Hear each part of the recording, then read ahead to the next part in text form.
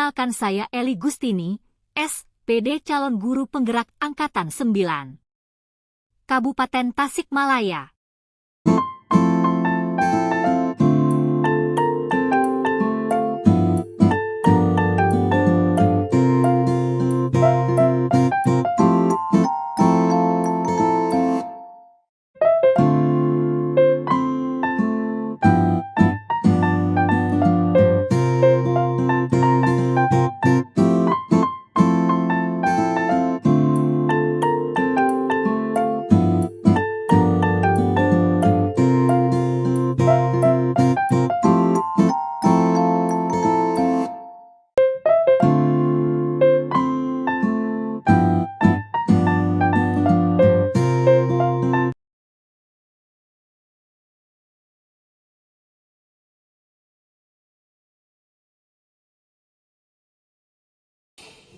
Bismillahirrahmanirrahim. Assalamualaikum warahmatullahi wabarakatuh. Waalaikumsalam warahmatullahi wabarakatuh. Yang saya hormati Bapak Kepala Sekolah SD Negeri Lango. Yang saya hormati pula Bapak dan Ibu yang telah berkenan hadir di kegiatan diseminasi modul 1.4 budaya positif. Pertama-tama, marilah kita panjatkan puji dan syukur kehadirat Ilahi Rabbi, yang mana pada hari ini kita dapat mengikuti kegiatan ini. Semoga bermanfaat bagi kita semua, khususnya bagi saya, karena kegiatan ini untuk memenuhi salah satu tugas dari program pendidikan guru penggerak yang saya ikuti. Kemudian mudah-mudahan dengan kegiatan ini pula kita dapat lebih memahami apa itu dari budaya positif. Shalawat beserta salam semoga terlimpah curahkan kepada Habibana wa Nabiyana Muhammad sallallahu alaihi wasallam. Pertama-tama mungkin sebelum kita mulai sesi pemaparan materi dari saya, kita bersama-sama membaca basmalah terlebih dahulu.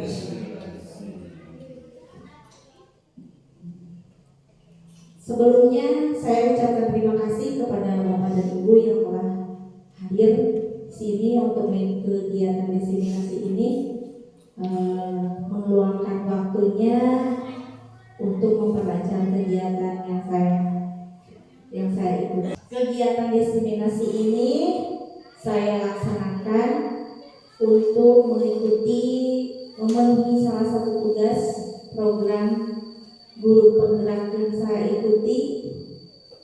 Bersama saya Eli Gustini, calon guru penggerak Angkatan 9 Kabupaten Tasikmalaya. Untuk mempersingkat waktu, kita mulai pemaparan tentang budaya positif ini. Diseminasi modul 1.4 budaya positif oleh saya Eli Gustini, calon guru penggerak Angkatan 9 Kabupaten Tasikmalaya SD Negeri Lango. Selamat datang para guru hebat SD Negeri Lango. Mari kita belajar bersama, berkolaborasi, saling mendukung demi mewujudkan disiplin positif di SD Negeri Lango kita tercinta.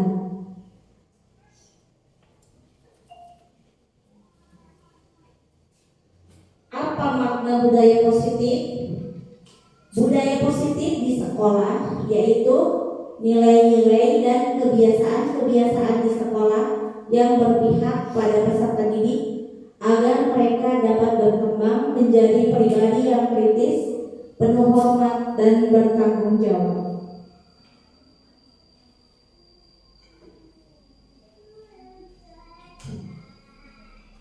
Diawali dengan 5 konsep dasar budaya positif.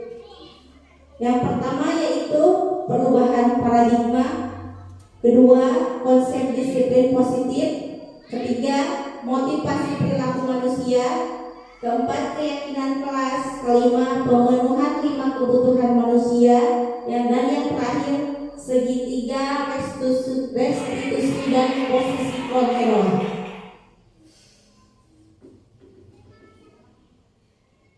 Selanjutnya bisa dilihat ini keterkaitan dari inti dari yang tadi. Yang pertama, disiplin positif terdiri dari akan menghubungkan antara teori kontrol atau teori pilihan menurut Dr. William Glasser. Menurut beliau terdiri dari 4. Yang pertama, Anda tidak bisa mengontrol orang lain, hanya Anda yang bisa mengontrol diri Anda sendiri. Kemudian, semua perilaku memiliki tujuan masing-masing. Yang ketiga, model berpikir menang-menang, kolaborasi dan konsensus menciptakan pilihan-pilihan baru. Yang terakhir, realitas kebutuhan kita berbeda. Kita berusaha memahami pandangan orang lain tentang dunia. Setiap orang memiliki gambaran yang berbeda-beda. Seperti kita tahu, Anda tidak bisa mengontrol orang lain, hanya Anda yang bisa mengontrol diri. Itu terhubung dengan makna disiplin. Belajar makna disiplin, belajar kontrol diri dengan menggali potensi kita agar tercapai tujuan mulia, yaitu sesuatu menjadi seseorang yang kita inginkan berdasarkan nilai-nilai yang kita hargai. Seseorang bisa berubah menjadi lebih baik karena adanya motivasi ekstrinsik dan motivasi intrinsik. Motivasi ekstrinsik adalah motivasi yang berasal dari luar. Ada hubungannya dengan lingkungan sekitar, dengan keadaan di sekolah, keadaan lingkungan di rumah. Itu motivasi ekstrinsik. Sedangkan motivasi intrinsik adalah motivasi diri. Motivasi diri sendiri mempunyai kesadaran sendiri untuk berubah menjadi yang baik. Yang selanjutnya, teori motivasi. Teori motivasi ada 3. Yang pertama, untuk menghindari hukuman, untuk mendapatkan imbalan, untuk menghargai diri sendiri. Dengan menghargai diri sendiri yaitu dengan memakai nilai-nilai kebajikan universal yang tertera dalam keyakinan kelas. Yang ketiga, 5 posisi kontrol. 5 posisi kontrol ada 5. Yang pertama, penghukum, kedua, pembuat rasa bersalah, ketiga, teman sebagai teman, keempat, sebagai pemantau, dan kelima, sebagai manajer. Cara menyelesaikan suatu permasalahan kepada anak bisa dilakukan dengan segitiga restitusi, yaitu 1. Dengan menstabilkan identitas, kedua, validasi kebutuhan, ketiga, menanyakan keyakinan. Adapun realitas kebutuhan karena memang berbeda-beda setiap orang, kita ada 5 kebutuhan dasar manusia yang memang harus dipenuhi.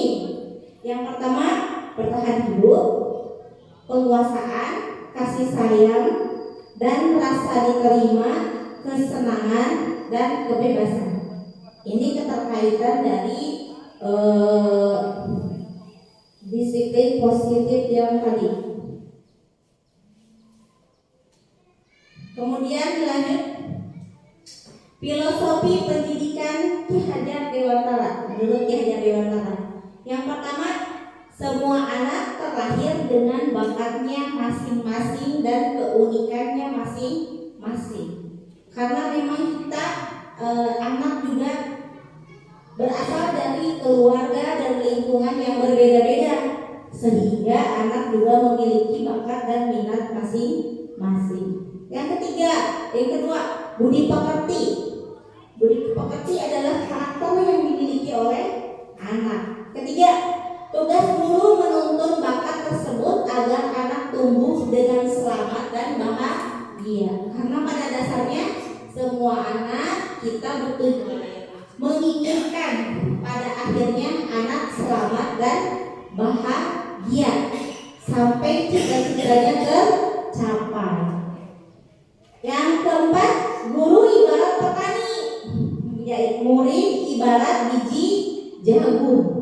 Biji jagung tersebut akan tumbuh dengan baik, dengan subur apabila seorang petani bisa memiliki ilmu, memiliki kemampuan untuk menjadikan biji jagung tersebut, memeliharanya sehingga jadi jagung yang subur. Seperti itu, Pak. Kemudian Ki Hajar Dewantara pun menyebut bahwa murid adalah memiliki kodrat alam dan kodrat zamannya. Kodrat alam itu yang ada pada dirinya. Dari lahir mereka lahir dengan bakatnya dan minatnya seperti itu. Kodrat zaman bagaimana lingkungan dan keadaan zaman sekarang yang mempengaruhi kehidupan mereka, sehingga kita sebagai guru harus mampu memilih bagaimana cara membimbing anak agar tidak terlalu terpengaruh oleh hal-hal yang negatif sehingga menjerumuskan ke hal-hal yang negatif. Yang ketiga, berpihak pada murid. Pembelajaran berpihak pada murid, lebih ke pembelajaran. Pembelajaran ini awalnya mungkin kita memakai guru sebagai center ya. Sekarang dengan kurikulum Merdeka, murid berpihak pada murid. Murid yang menjadi fokus kita. Jadi anak dipaksa dibimbing agar anak yang melaksanakan yang bergeraknya.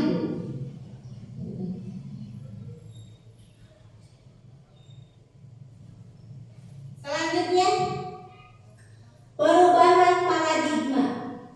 Untuk membangun budaya yang positif, sekolah perlu menyediakan lingkungan yang positif, aman dan nyaman, agar murid-murid mampu berpikir, bertindak dan mencipta dengan merdeka, mandiri dan bertanggung jawab. Jadi semua warga di sekolah harus bersatu, bekerja sama untuk menciptakan lingkungan yang positif agar terciptalah nanti berbudaya positif. Kemudian pembelajaran dengan paradigma baru.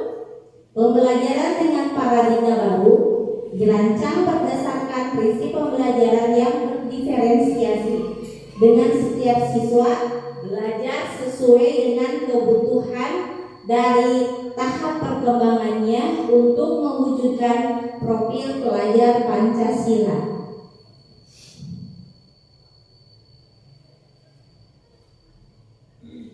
Kemudian lanjut ke disiplin. Apa makna disiplin?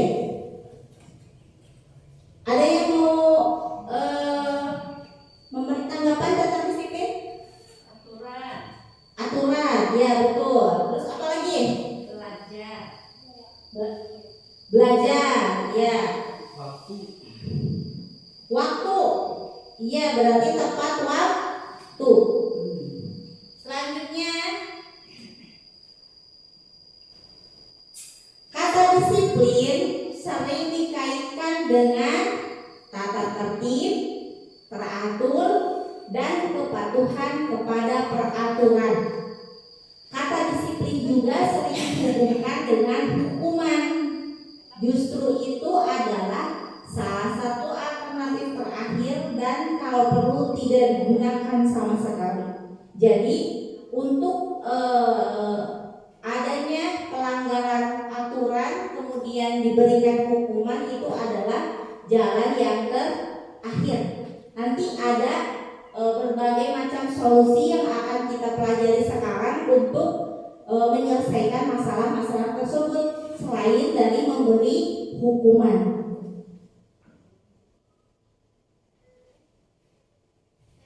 Ki Hajar Dewantara menyatakan bahwa untuk mencapai kemerdekaan atau dalam konteks pendidikan kita pada saat ini dan untuk menciptakan murid yang merdeka. Syarat utamanya adalah harus ada disiplin diri yang memiliki motivasi internal, maka kita memerlukan pihak lain untuk mendisiplinkan kita. Jadi kita harus saling membantu, saling mendukung agar kedisiplinan akan tercapai, baik itu di sekolah, di rumah maupun di lingkungan. Selanjutnya, teori motivasi perilaku manusia ada 3. Yang pertama, untuk menghindari ketidaknyamanan hukuman. Yang kedua, untuk mendapatkan imbalan dari orang lain. Dan yang ketiga, untuk menghargai diri sendiri menjadi insan sesuai harapan kita. Untuk nomor 1 dan nomor 2 itu merupakan motivasi eksternal. Motivasi eksternal adalah motivasi yang datang dari luar diri. Yang ketiga, motivasi internal, yaitu tujuan disiplin yang positif. Sesuai dengan pertanyaannya, yang pertama, apa yang akan terjadi apabila saya tidak melakukannya? Berarti jawabannya pasti hukuman, seperti itu kan. Yang kedua, apa yang akan saya dapatkan apabila saya melakukannya atau melanggarnya? Berarti gitu. Yang ketiga, apa saya akan menjadi orang yang seperti apa bila saya melakukannya? Itu yang ketiga. Mengapa termasuk motivasi internal? Karena motivasi internal lebih menggugah kesadaran diri agar peraturan yang ada itu lebih bermakna sehingga disadari benar bahwa mereka mematuhinya itu dengan sadar sendiri, bukan karena takut guru atau takut dihukum. Selanjutnya, konsep disiplin dengan identitas gagal, yaitu dengan cara memberi hukuman dan memberi penghargaan. Sementara di kita memberi hukuman dan penghargaan adalah suatu solusi yang memang biasa dilakukan. Ketika anak mendapat prestasi, kita memberi penghargaan. Ketika anak melakukan kesalahan, yaitu memberi hukuman. Padahal hal itu bisa menyebabkan identitas yang gagal. Alasannya, pertama, kalau kita memberi hukuman maka akan membuat anak tidak nyaman. Yang kedua, murid akan menjadi takut. Bukannya mereka sadar, tapi malah takut. Yang ketiga, memaksa. Kita memaksa anak agar tidak melakukan hal-hal yang memang negatif, tetapi mungkin dengan memberi hukuman caranya kurang tepat. Murid menyembunyikan kesalahan, sehingga murid akan berusaha berbohong, menyembunyikan kesalahan mereka, jadi menambah kesalahan yang lainnya. Yang terakhir, membuat anak murid rendah diri karena mereka sudah dihukum oleh guru, jadi mereka lebih malu dan lebih merasa rendah diri. Bagaimana dia menciptakan seorang murid yang lebih percaya diri? Dirinya sendiri merasa dirinya rendah, gitu seperti itu. Kemudian memberikan penghargaan. Seperti tadi yang saya bilang bahwa kita punya terbiasa, mungkin kita terbiasa dengan anak yang memiliki prestasi, memiliki nilainya yang lebih baik dari orang lain, kita beri penghargaan. Padahal hal itu bisa merusak hubungan antara guru dan murid. Yang ketiga, mematikan kreativitas. Jadi pandangan anak itu hanya ingin mendapat penghargaan, hanya ingin mendapatkan bukti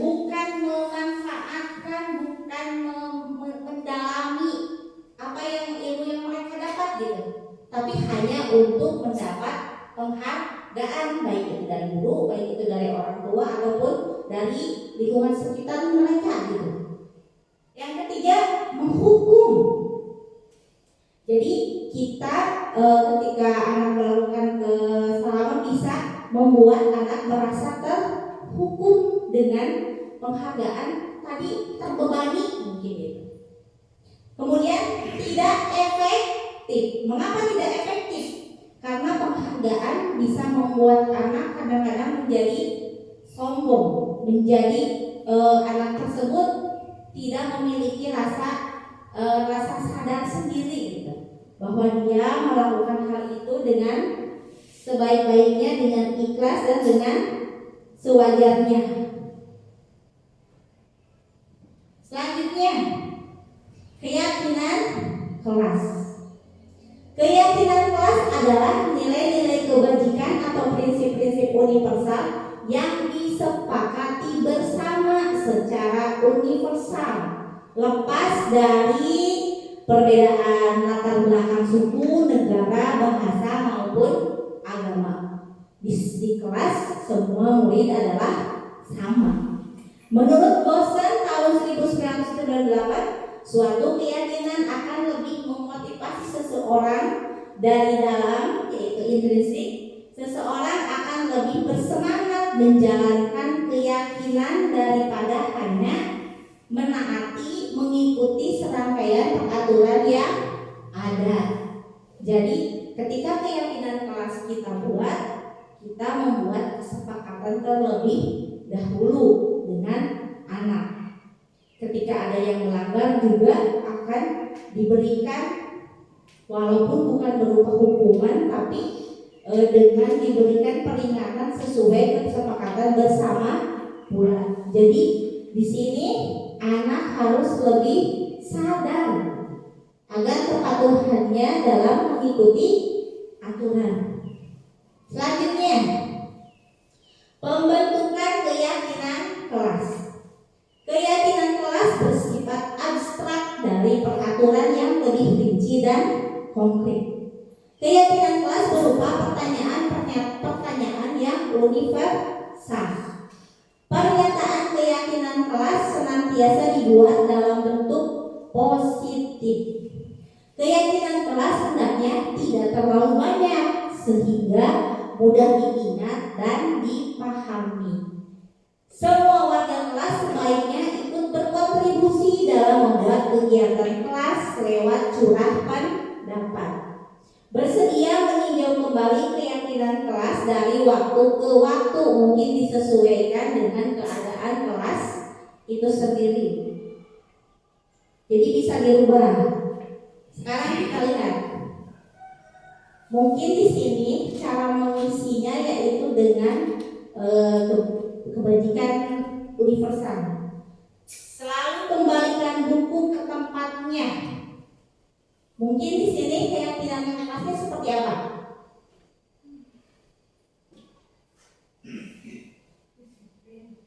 Disiplin, boleh. Kemudian dilarang mengganggu orang lain. Saling menyayangi. Boleh saling menyayangi, saling menghormati. Hadir di sekolah 15 menit sebelum pembelajaran dimulai. Satu Tepat waktu dan dilarang melakukan kekerasan. saling menyayangi bisa. Bisa dan saling menghormati. Ya, dilarang menggunakan narkoba. Itu agar kita sehat, yaitu kesehatan. Bergantian atau menunggu giliran. Tertib. Menggunakan masker. Kesehatan dan keselamatan. Jangan berlari di kelas atau koridor. Keselamatan. Bisa dilihat. Jadi peraturannya seperti ini, maka yang ditulis di keyakinannya kelasnya seperti ini. Begitu. Selalu kembalikan buku ke tempatnya, itu termasuk harus bertanggung jawab. Dilarang mengganggu orang lain, menghormati orang lain. Hadir di sekolah 15 menit sebelum pembelajaran dimulai, menghormati orang lain dan berkomitmen. Dilarang melakukan kekerasan, keselamatan dan menghormati orang lain.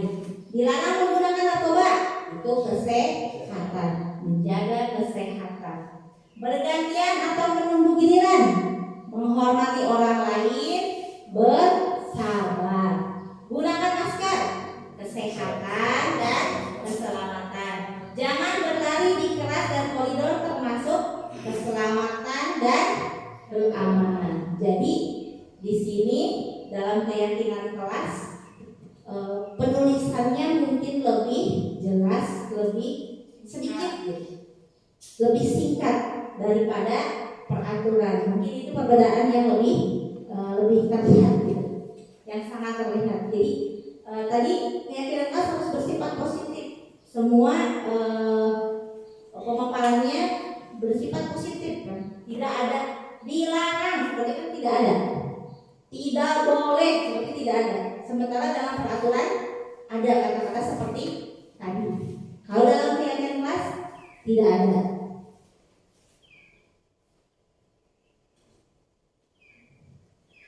Sekarang perbedaan antara hukuman dan konsekuensi.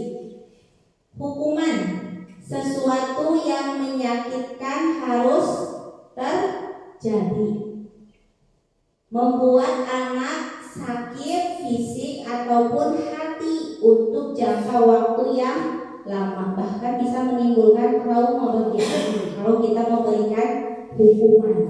Jadi yang ketiga, anak membenci kedisiplinan karena memang berhubungan dengan hukuman. Jadi anak melihat peraturannya saja sudah jengah gitu Pak. Paksaan, memang kalau berhubungan dengan hukuman pasti berhubungan dengan paksaan, dipaksa. Terus mendorong anak menyakiti diri sendiri. Jadi bukan hanya sakit hati, tapi anak sendiri kadang-kadang merasa tadi minder, merasa lebih rendah diri, itu seperti itu.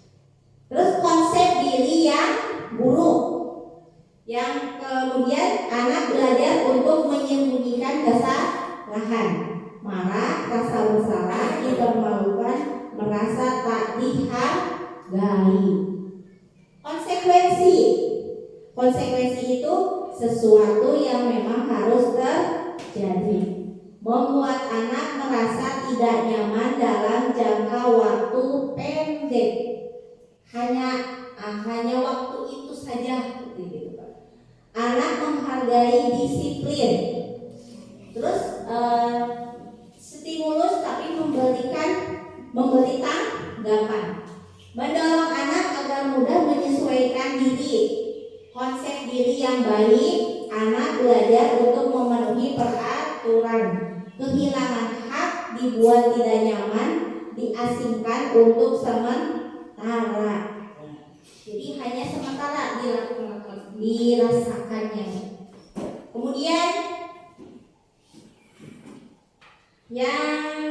Kemudian kebutuhan dasar manusia. Yang pertama adalah bertahan hidup. Yang kedua membutuhkan kasih sayang dan rasa diterima. Terus penguasaan, kesenangan dan kebebasan.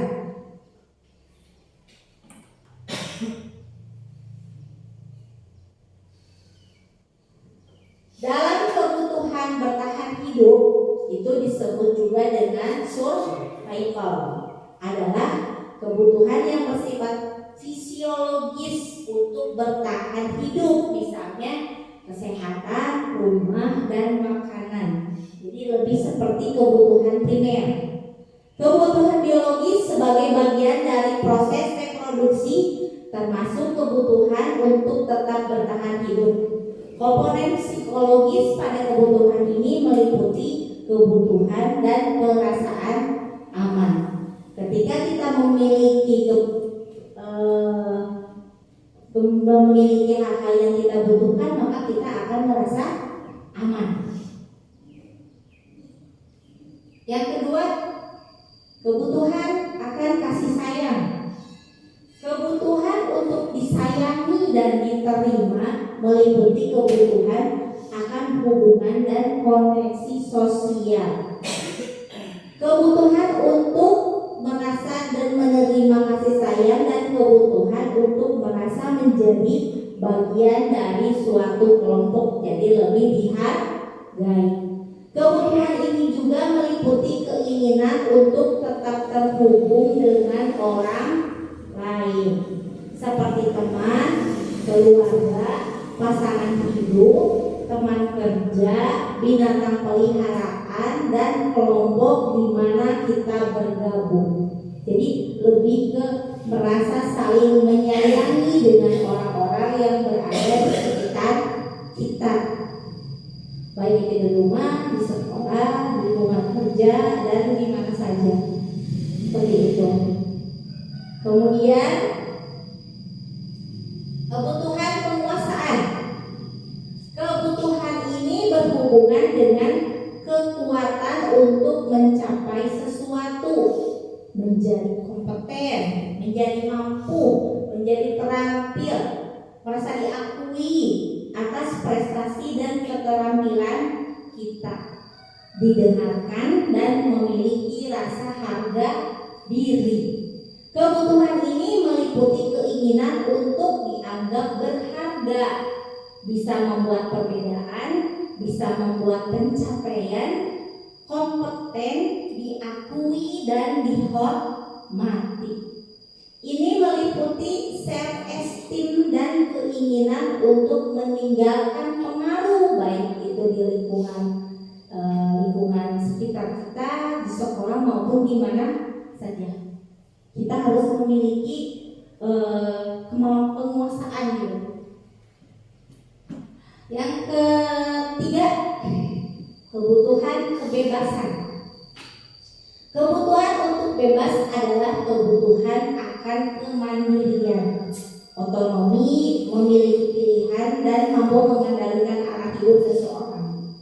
Anak-anak dengan kebutuhan kebebasan yang tinggi menginginkan pilihan. Mereka perlu banyak bergerak, suka mencoba-coba, tidak terlalu terpengaruh orang lain, dan senang mencoba hal baru dan menarik. Itulah kebebasan. Bebas melakukan hal-hal yang kita inginkan, selama itu hal yang positif, bukan negatif. Itulah kebebasan. Yang terakhir, kebutuhan kesenangan. Kebutuhan merasa senang. Kebutuhan akan kesenangan adalah kebutuhan untuk mencari kesenangan, bermain, dan tertawa. Bayangkan hidup tanpa kenikmatan apapun, betapa menyedihkan. Gleiser menghubungkan kebutuhan akan kesenangan dengan belajar. Semua hewan dengan tingkat intelijensi tinggi atau anjing, lumba-lumba, dan primata yang lainnya bermain. Saat mereka bermain, mereka mempelajari keterampilan hidup yang penting. Manusia tidak berbeda seperti itu. Kita juga mungkin harus menyiapkan waktu kita untuk memenuhi kebutuhan kesenangan ini, yaitu dengan bermain, dengan berkumpul bersama keluarga. Kita bisa bermain, bisa tertawa, rekreasi, piknik gitu.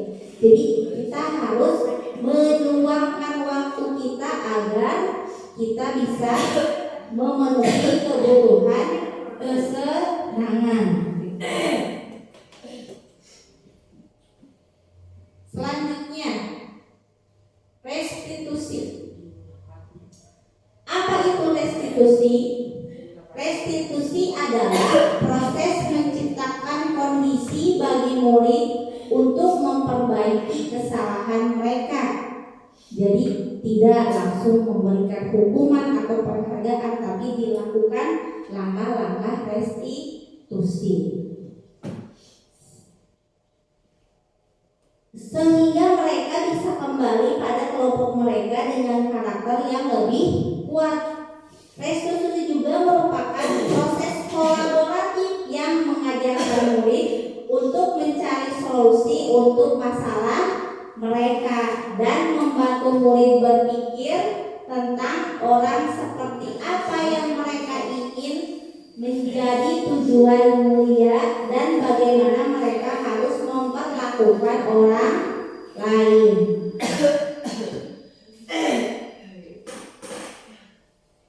Ada 9 ciri-ciri restitusi. 1. Bukan untuk menebus kesalahan, namun untuk belajar dari kesalahan supaya lebih baik. Yang kedua, memperbaiki hubungan, baik itu dengan siswa dengan siswa, siswa dengan guru, atau yang lainnya tergantung permasalahan yang ada. Yang ketiga, tawaran bukan paksaan, sehingga dia sendiri, anak itu sendiri yang memiliki solusi bagaimana cara menyelesaikan masalah yang dia ciptakan, kesalahan yang dia perbuat. Yang keempat, restitusi menuntut untuk melihat ke dalam diri. Mengapa anak tersebut melakukan kesalahan? Mengapa anak tadi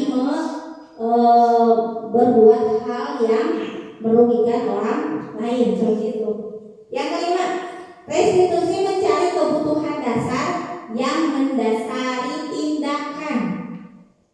Kira-kira yang menyebabkan anak tersebut berbuat hal itu kebutuhan dasar apa yang tidak terpenuhi dalam hidupnya, seperti itu.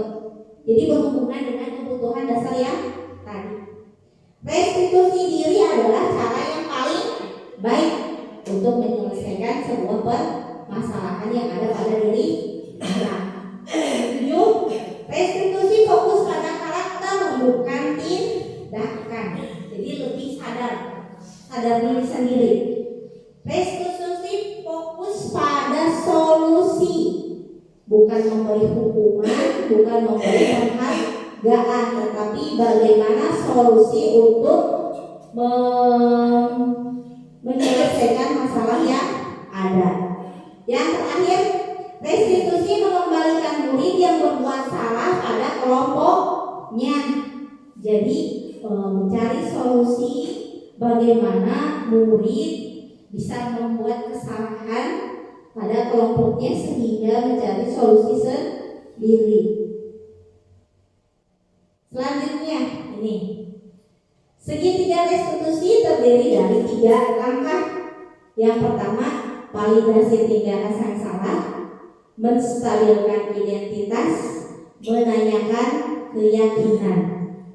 Contoh pertanyaannya dalam langkah validasi tindakan yang salah yaitu, kamu tentu punya alasan mengapa melakukan itu.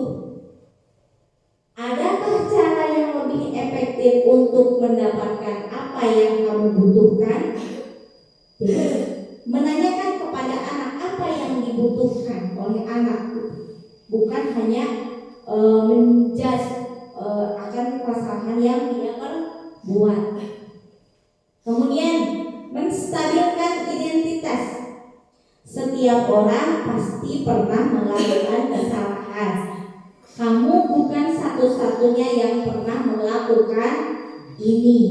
Kemudian bisa saja ditambahkan, ibu berterima kasih karena kamu tidak melakukan hal yang lebih parah dari ini. Seperti itu.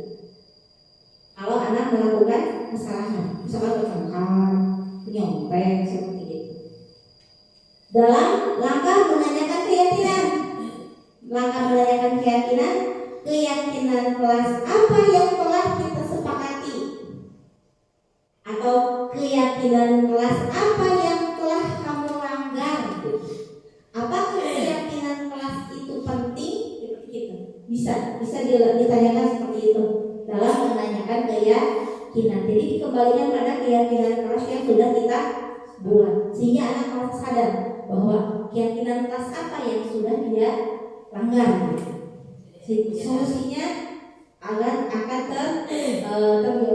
terjawab sendiri dengan mengembalikan pada keyakinan keras. Terus selanjutnya, kamu ingin menjadi orang yang seperti apa? Nanti anak memiliki jawaban sendiri sesuai yang dia inginkan, maka akan diambillah sebuah solusi.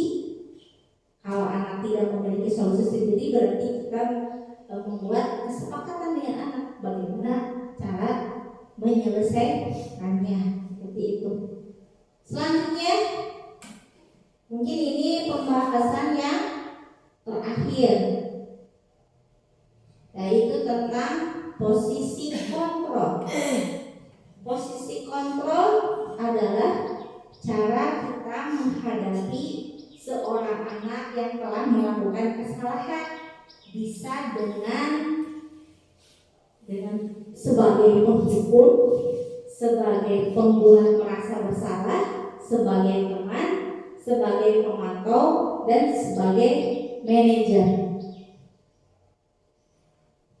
Semuanya ini berbeda-beda cara memperlakukannya sesuai dengan posisinya masing-masing. Penghukum, seorang penghukum bisa menggunakan hukuman fisik maupun verbal.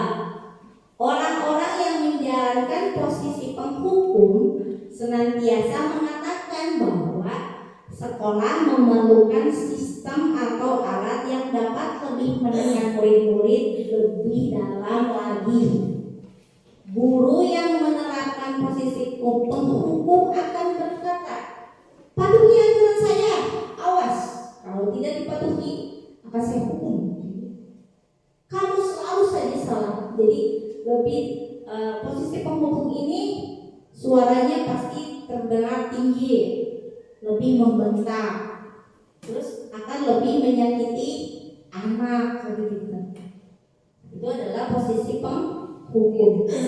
Tapi kadang-kadang guru juga harus menjadi posisi penghukum, tergantung anak yang kita hadapi sesuai kebutuhan yang dibutuhkan oleh anak ini. Yang kedua, membuat merasa bersalah. Jadi kita membuat anak merasa bersalah akan aturan yang mereka langgar atau atas kesalahan yang mereka perbuat. Pada posisi ini, guru bersuara dengan lebih lembut daripada sebagai penghukum. Pembuat rasa bersalah akan menggunakan keheningan yang membuat orang lain merasa tidak nyaman, bersalah, atau merasa rendah diri. Kata-kata yang keluar dengan lembut akan seperti, ibu sangat kecewa sekali dengan kamu atas apa yang kamu lakukan. Berapa kali bapak harus memberitahu kamu ya? Gimana coba kalau orang tua kamu tahu kamu berbuat begini? Itu mungkin dengan cara berbicara seperti itu, anak akan lebih merasa bersalah akan kesalahan yang dia perbuat.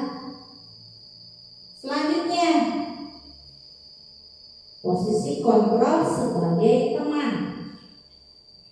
Guru pada posisi ini tidak akan menyakiti murid, namun akan tetap berupaya mengontrol murid melalui persuasi. Posisi teman pada guru bisa negatif ataupun positif. Positif di sini berupa hubungan baik yang terjalin antara guru dan murid. Guru di posisi teman menggunakan hubungan baik dan humor untuk mempengaruhi seseorang. Tapi negatifnya dalam posisi ini, anak akan merasa ketergantungan kepada guru tersebut.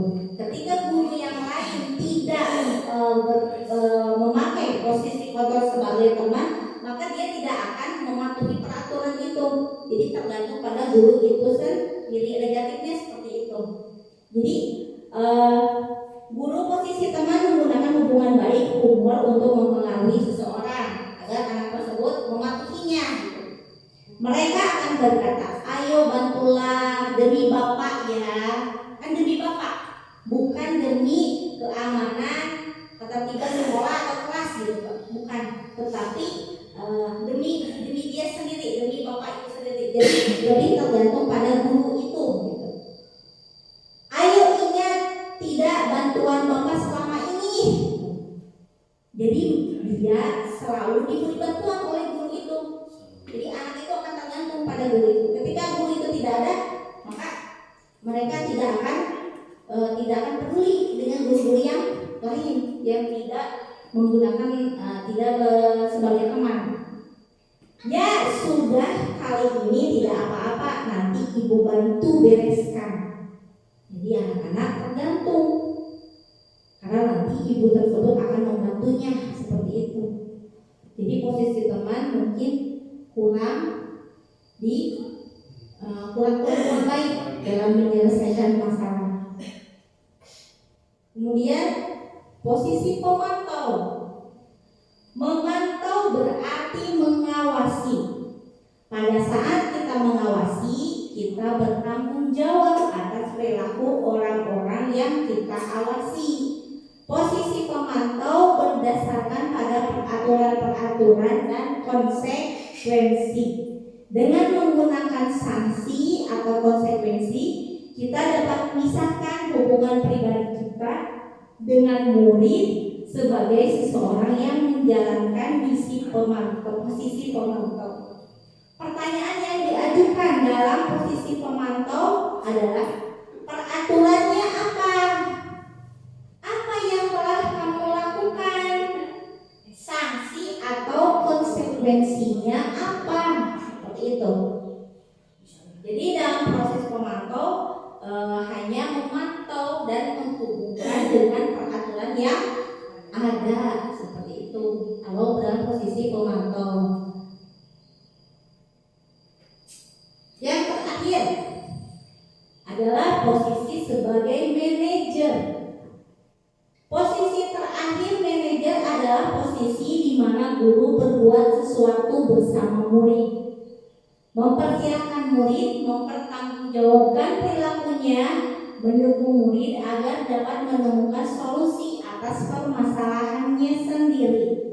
Seorang manajer telah memiliki keterampilan di posisi teman maupun pemantau, dan dengan demikian bisa jadi di waktu-waktu tertentu kembali kepada kedua posisi tersebut bila diperlukan. Namun bila kita menginginkan murid-murid kita menjadi manusia yang merdeka, mandiri dan bertanggung jawab, maka kita perlu mengacu kepada restitusi tadi yang dapat menjadikan murid kita seorang manajer bagi dirinya sendiri. Di manajer, murid diajar untuk menganalisis kebutuhan dirinya maupun kebutuhan orang lain. Di sini penekanan bukan pada kemampuan membuat konsekuensi, namun dapat berkolaborasi dengan murid bagaimana memperbaiki kesalahan yang ada. Seorang manajer akan berkata, apa yang kita yakini? Kita kembali ke keyakinan kelas.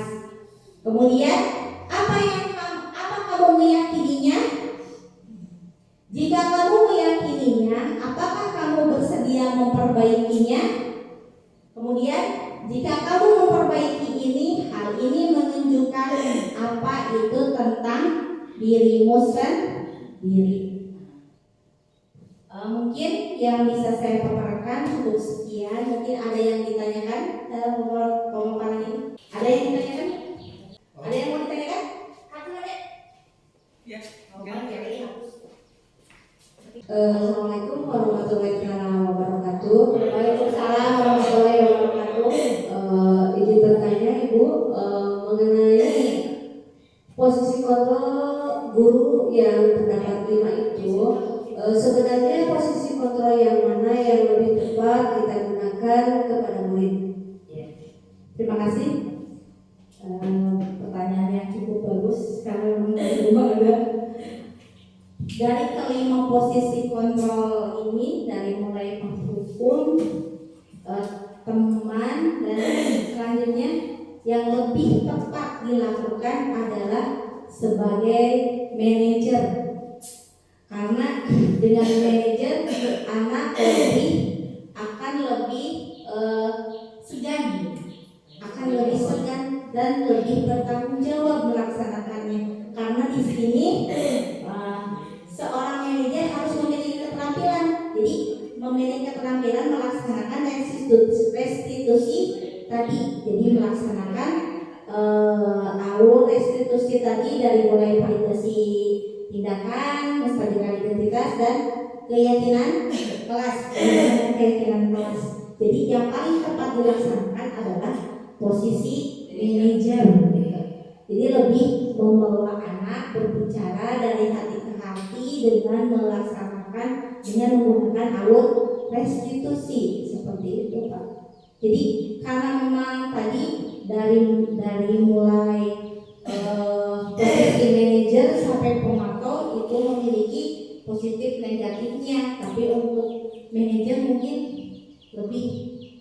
lebih sempurna, lebih bagus gitu. Cara menyelesaikannya yaitu dengan menggunakan posisi manajer seperti itu. Ada lagi tidak boleh lebih das? Terima kasih.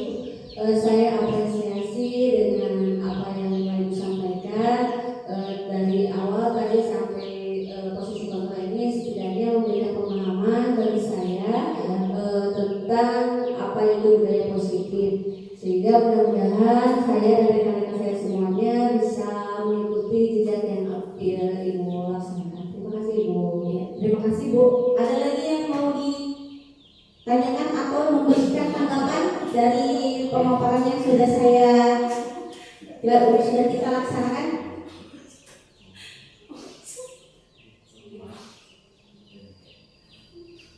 Ada lagi, Bu?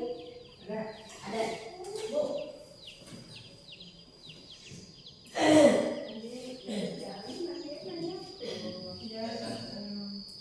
Ya, saya izin bertanya, Bu. Tadi kan ada yang penghargaan itu disiplin, tentang disiplin. Penghargaan itu bisa membuat ketergantungan kayak gitu. Nah, tapi kalau misalkan sekarang melihat dari kurikulum Merdeka itu kan sekarang apalagi harus berbagai inisiatif tentang berbagai pembelajaran. Terus ada misalkan kalau kayak PBL di sikap-sikapnya itu sekarang RPP itu harus ada memberikan reward. Iya, reward. Nah, kalau itu gimana? Apakah nantinya bakal tergantung juga apa gimana? Untuk memberikan penghargaan atau reward memang akan bisa memotivasi anak agar lebih semangat dalam melaksanakan kegiatan apapun, baik itu di sekolah maupun di rumah seperti itu. Dengan memberikan reward itu memang membuat, tapi itu memberikan pengaruhnya dalam jangka waktu sedikit gitu. Tidak memiliki kesadaran sendiri dalam jangka waktu yang lama. Jadi anak hanya fokus ingin mendapat hadiah itu. Iya. Jadi anak hanya ingin mendapatkan penghargaan itu seperti itu. Jadi hanya waktu itu saja gitu, seperti itu. Jadi dengan memberikan penghargaan itu memang bagus, bisa memotivasi, tetapi kekurangannya seperti itu. Jadi memberikan penghargaan itu termasuk dari motivasi ekstrinsik gitu. Itu maksudnya. Jadi yang lebih ditekankan adalah agar memotivasi intrinsiknya yang lebih ditekankan, karena agar memiliki kesadaran diri anak melakukan hal-hal itu, bukan hanya melihat hadiahnya, bukan hanya itu, tapi mungkin dengan memberikan hadiah bisa lebih menambah semangat gitu. Ya, sudah cukup? Ya, sudah cukup. Terima kasih, Bu. Ya. Terima kasih. Ada lagi yang mau bertanya?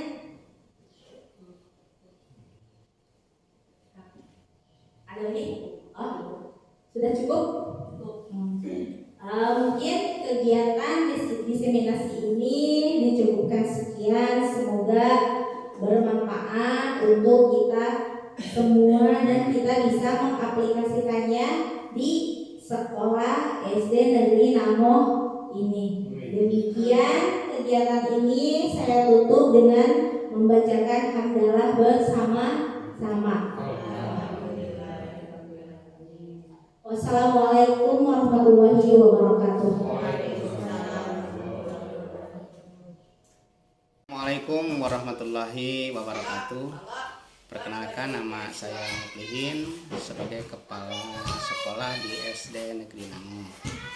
Setelah kemarin Bu Eli melaksanakan kegiatan diseminasi tentang budaya positif di sekolah, saya secara pribadi alhamdulillah dapat memahami dan dapat mendapat inspirasi untuk melaksanakan kegiatan budaya positif di sekolah. Harapan saya ke depannya mudah-mudahan budaya positif di sekolah ini bisa diterapkan di sekolah kami. Terima kasih atas perhatiannya. Sekian. Assalamualaikum warahmatullahi wabarakatuh. Assalamualaikum warahmatullahi wabarakatuh. Perkenalkan, nama saya Reni Siti Nur Hasanah yang merupakan rekan sejawat dari Ibu Eli Gustini. Kemarin setelah melaksanakan diseminasi budaya positif, alhamdulillah pemaparan dari Bu Eli menambah wawasan saya dan pemahaman saya mengenai pergerakan dalam ruang lingkup CGP. Mudah-mudahan kedepannya apa yang telah disampaikan oleh Ibu Eli Gustini bisa memotivasi saya untuk mengikuti calon guru penggerak serta dapat diimplementasikan di lingkungan sekolah kami. Terima kasih. Wassalamualaikum warahmatullahi wabarakatuh. Assalamualaikum warahmatullahi wabarakatuh. Saya Sherly Aprilianti Indra sebagai teman sejawat Ibu Eli Gustini, calon guru penggerak angkatan 9 di SD Namoh, Kabupaten Tasikmalaya. Setelah kegiatan diseminasi yang telah dilaksanakan oleh Ibu Eli Gustini di sekolah SD Namoh, saya sangat mengapresiasi dan juga sangat memahami apa yang telah dipaparkan oleh Ibu Eli Gustini, yaitu tentang budaya positif. Karena budaya positif itu sangat penting dan juga mudah-mudahan bisa diaplikasikan dan juga diimplementasikan budaya positif itu sendiri di sekolah kita di SD Namoh, seperti yang sudah terlaksana juga seperti ekstrakurikuler, pramuka, kemudian pengajian rutin, terus ada juga budaya yang 3S, yang senyum sapa salam, itu juga sudah terlaksana dan mudah-mudahan kedepannya lebih baik juga.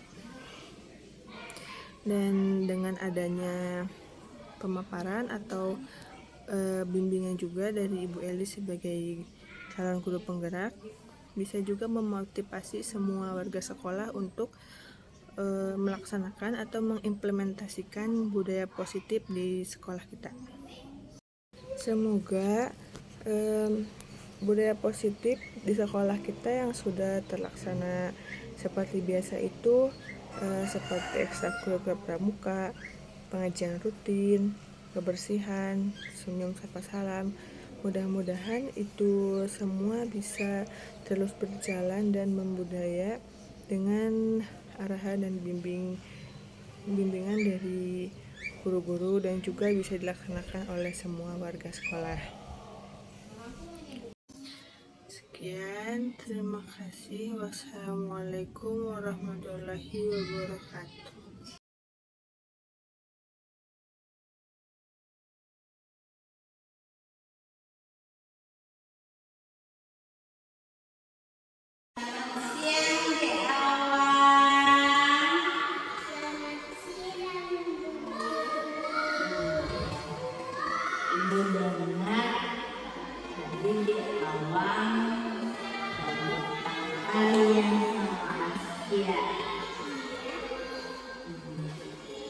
Kenapa deh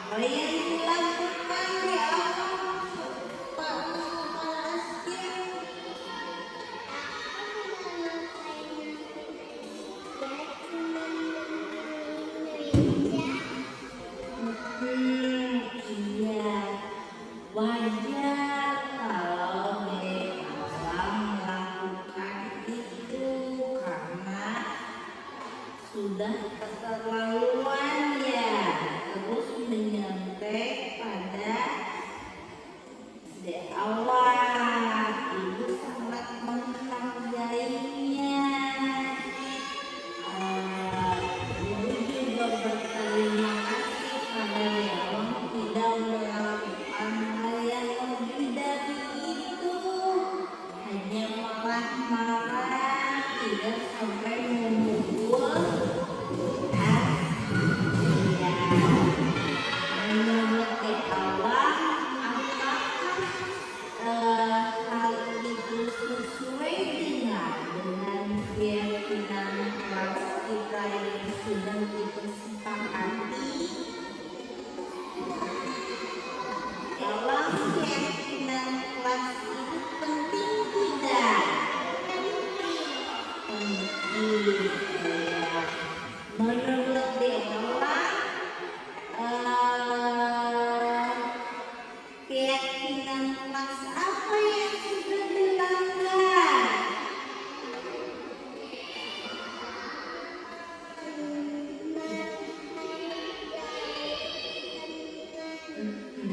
Kita harus menghargai. Kira-kira sekarang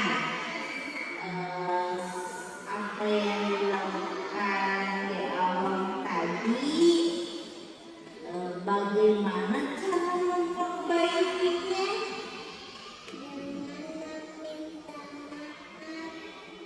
Kepada iya.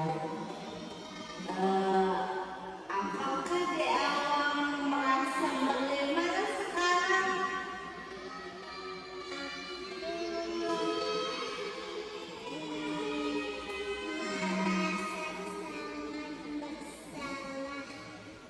Salah. Terus menyesal tidak? Iya. Bagaimana apa yang akan dilakukan pada Asia?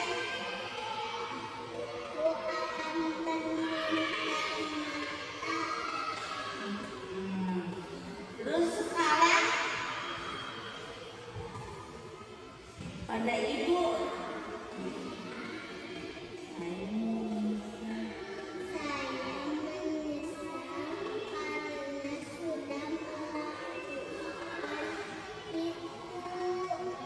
iya, berarti di awal akan minta maaf pada Asia. Iya, lain kali jangan marah-marah ya, harus sabar dan menahan, jangan sampai marah-marah lagi. Jadi harus bicara baik-baik pada Asia. Dewa mengerti? Iya, tidak akan mengulanginya lagi. Iya, terima kasih di Allah. Semoga kedepannya di Allah tidak marah-marah lagi. Terima kasih ya.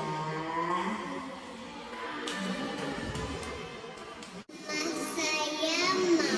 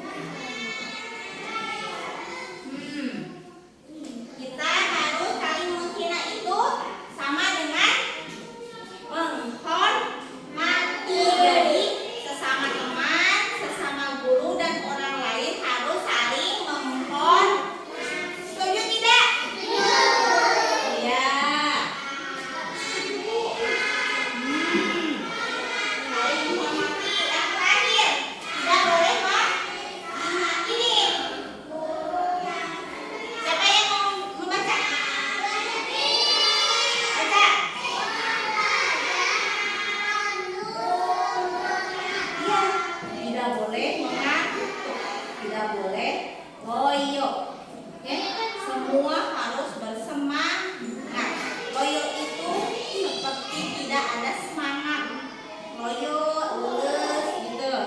Nah, ketika ibu memberikan tugas menyuruh ke depan, tidak ada semangat untuk belajar. Maka ketika kita belajar harus penuh semangat. Setuju? Mana setujunya mana? Nah, sekarang sticky note-nya harus setuju semua tempel di depan. Sini. Ibu, di bawah ini tempel. Sana, tulis. Itu menandakan kalau kalian setuju. Kemudian dilanjut satu-satu. Udah? Ini di mana saja? Boleh. Nah, sekarang kita buat kesepakatan. Yang setuju dengan keyakinan kelas yang kita buat, maka harus dibuat tempel jari. Ya. Kemudian langsung ditulis namanya di bawahnya. Oke? Siapa yang mau duluan? Oh, apa yang mau? Dedek yang dulu. Tangannya ditempel.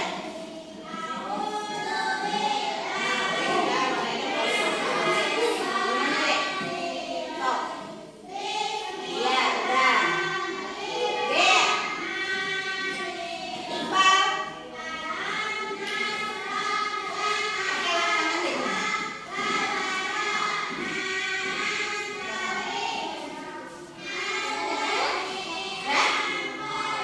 Ya, selanjutnya itu buktinya tandanya bahwa kalian kita sepakat bahwa akan mentaati keyakinan kelas yang kita buat. Satu lagi.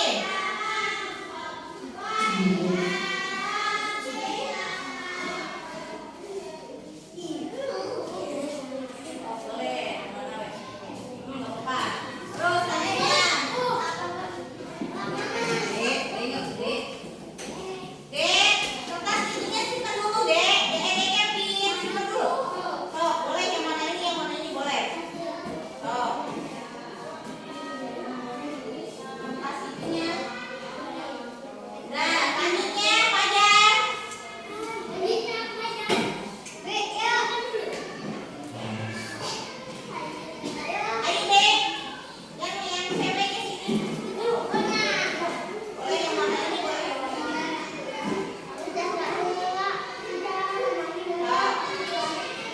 Ayo. Ya.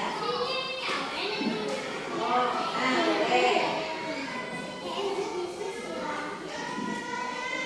Maju terus Dek. Dek ajukan, Kira, ayo Kira.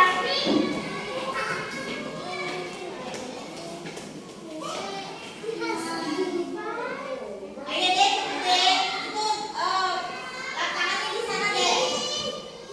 Ayo dijemput sama Dek Kira.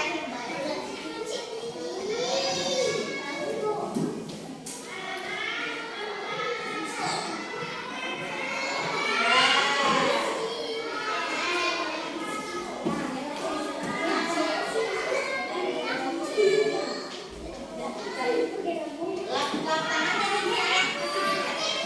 Udah semua? Tangannya sudah dibersihkan kembali? Udah. Sekarang lihat ke depan. Terakhir. Keyakinan kelas kita yang pertama apa? Disiplin. Berarti kita harus disiplin. Fajar duduk dulu. Yang kedua, tepat waktu. Ya, ketika mau pembelajaran harus 15 menit sebelum mulai